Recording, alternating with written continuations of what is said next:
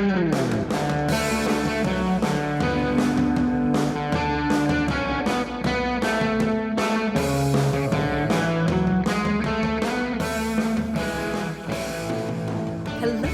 welcome to the How to Live in Denmark podcast. I'm Kay Zander Mellish.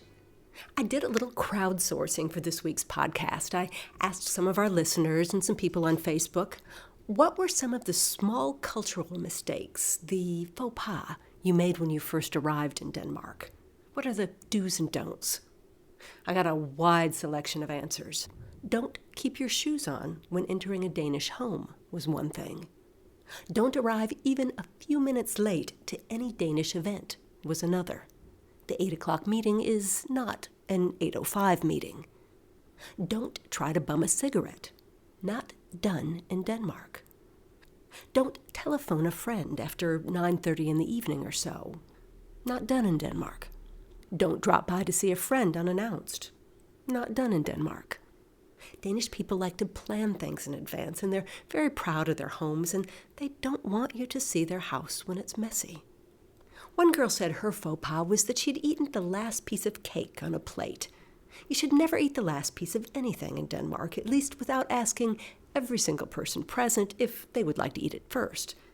If you don't want to do that, the proper etiquette is to slice the piece of cake in half and take half. And then the next person will slice that half in half, and so on. In the end, there will be a little transparent slice left to shrivel up in the middle of the plate. Some British and Irish people who responded to me on Facebook had tried to give transport tickets with leftover time on them to others. Apparently that's common in the British Isles, but it's not done in Denmark. The American respondents had trouble with the chained-together shopping carts here. We don't have this in the States, but in Denmark you have to put a 10-crown coin or a 20-crown coin in the cart to detach it and drive it around the supermarket. I didn't understand this, so on my very first day in Denmark, I asked some guy who was leaving the supermarket if I could have his shopping cart. He wasn't too pleased. "Only if you have 20 crowns, he said. Supermarket etiquette is a big thing in Denmark.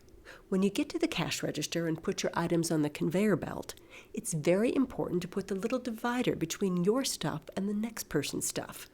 If you don't, you're likely to get a little huff from the next shopper in line. Now, I personally have made so many faux pas that it's difficult to count them. I know when I first came here, my biggest faux pas was leaving too quickly after dinner. Before living in Denmark, I had lived in Manhattan, and I was part of the Manhattan media world. In that world, image is everything, and being busy means you're important. You're expected to have multiple engagements for the same evening and not annoy your host by staying too long in one place. Oh my God, is Kay still here? In Denmark, it's entirely different. Even the most casual dinner is a full evening's entertainment. You sit down at the table at 7 or 8 and are expected to remain there in the same seat, next to the same people, eating and then drinking wine or coffee until midnight or later. Apparently, when I first got here, I hurt people's feelings by going home at 10, which was also pretty much when I ran out of words and had nothing left to say. But I've now learned that it's okay manners in Denmark to just sit there without saying anything until the conversation comes around your way again. You're not required to be entertaining or even friendly. Just sit and listen. That's enough. And remember to say tak for mad, thanks for the food, when you do finally get up from the table. And that's the How to Live in Denmark podcast for this week. Come leave a comment at howtoliveindenmark.com or follow us on Facebook at How to Live in Denmark. Check us out on Twitter at HowToLiveInDK, the 2 is a number.